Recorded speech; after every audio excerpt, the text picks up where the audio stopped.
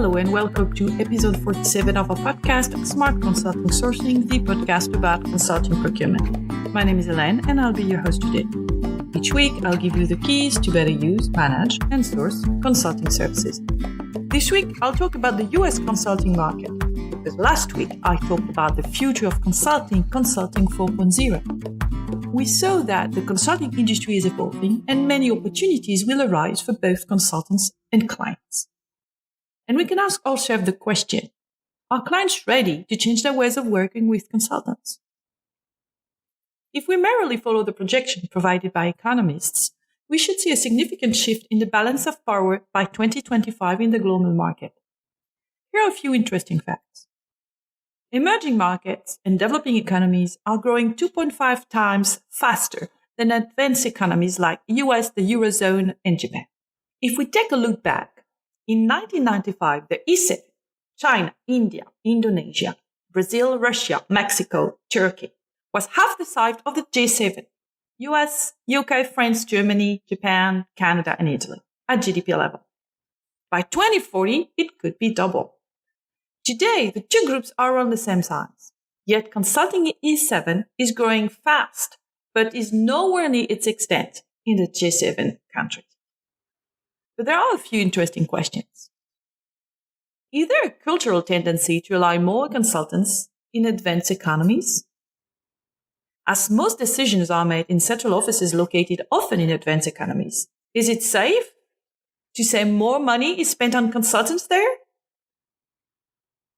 Are organizations in advanced economies spending more on consulting to keep an edge over the competition? So let us take you on a global tour and explore some regional market specificities along the way. We are heading towards a shift in the balance of powers. Global economic growth is expected to dip closer to 3% in the coming years. After overtaking the UK and France, India will be passing Germany and Japan successively. It seems to be only a matter of time before India and China take the top spots. Investors will soon see emerging markets presenting the highest GDP growth as attractive opportunities for international businesses. As they mature, they will become less attractive for offshore manufacturing, but will present B2B opportunities. Next, walking on the step of China, they will become investors themselves. Meanwhile, mature economies will continue to experience lower growth as they are forced to deal with this new paradigm. But how does that affect the consulting market? When mapping GDP versus consulting growth, we can observe a moderate correlation. According to McBadge, the three factors that can explain the differences across geographies are the economic development of the region that will drive the ability to invest, the structure of the economy that will show that what sectors are the most likely to spend in consulting, and the local culture that will influence the willingness to work with outsiders. The way major consultancies define their set of megatrends shaping the future of society and the economy, PwC, for instance, predicts that despite the volatility of the economy, most of the additional growth will take place in medium-sized cities of developing countries. The digital revolution is impacting almost every industry and geography. As a result, regional regulators are now trying to place some limits to regain some form of control, think GDPR or internet access in China. If we look at the consulting market today on a global scale, North America and Europe combined represent close to 80% of the consulting market, followed by Asia Pacific, Middle East, LATAM, and Africa. Even though growth is twice as fast in Asia as in North America, the North American market is roughly 3 times the size of the Asian one. It will probably take another 30 years for the Asian market to catch up at the current pace. But while most of the clients are becoming part of global corporations, the consulting sector remains scattered. Clients tend to appreciate projects delivered by local consultants as they understand local cultures better. A significant share of consulting projects is performed by teams of 2 to 5 consultants and does not require a global presence or a global footprint. And what is the impact of COVID on the economy?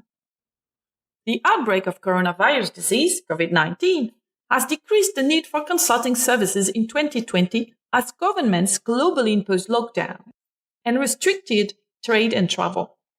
The global economy activity has declined while countries entered lockdowns, and the negative impact on businesses lasted throughout 2020 and into 2021. However, the management consulting market is expected to recover from the shock. The crisis is not structural and does not relate to fundamental weaknesses in the market or the global economy. North America remains strong and resilient economically. Even though emerging economies are catching up, North America remains the largest economy in the world. Spearheaded by the US, the region represents close to 25% of the global economy. States in the US, such as California, Texas, or New York, have equivalent output to the UK, France, Italy, or Brazil. The economy is at the same time enjoying a robust services sector and an abundant supply of natural resources. We can expect a slight slowdown in the years to come. Two major trends are impacting the economy durably for the years to come. Unconventional oil has opened access to low-cost energy.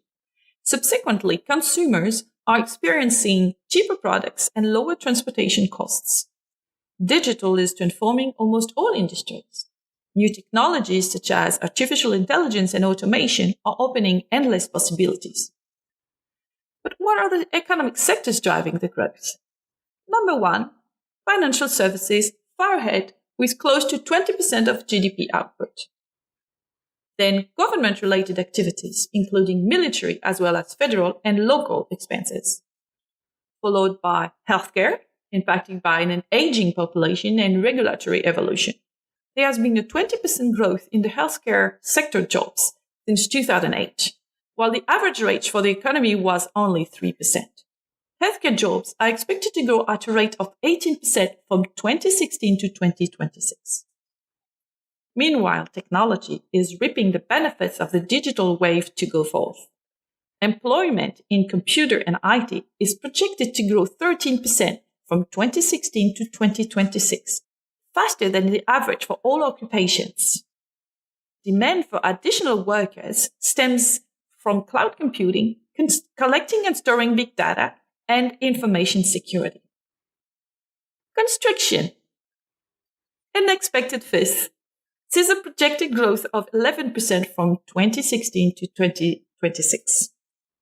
The growth stems from overall economy and population growth, increasing demand for new buildings, roads, and other structures.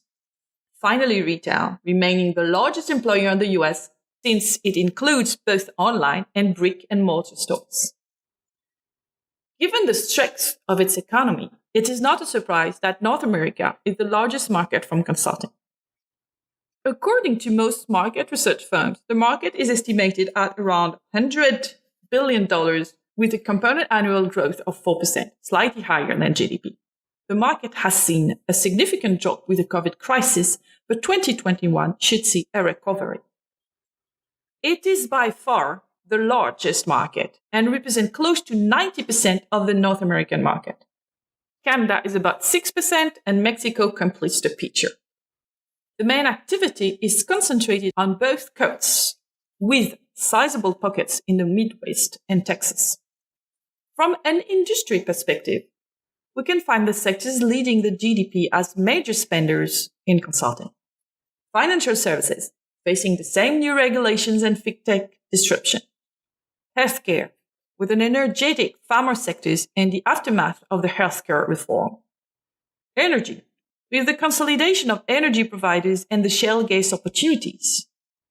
Media and technology, facing consolidation and high-speed innovation, and government.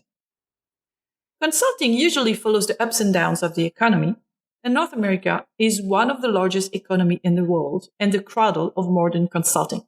And with no surprise, the US market is strong and dynamic. Demand for consulting is driven by rapid growth and uncertainty. That's it for today. Next time, I'll explain how understanding the consulting market will help you source the right consultants. In the meantime, if you have any questions or want to learn more about what we do at Consulting Quest, just send me an email at hélène.laffitte with 2 F's and 2 T's at consultingquest.com. You can also have a look at our website, smartconsultingsourcing.com, to know more about our book and download free templates and guides to improve your consulting sourcing. Bye and see you next week. Au revoir.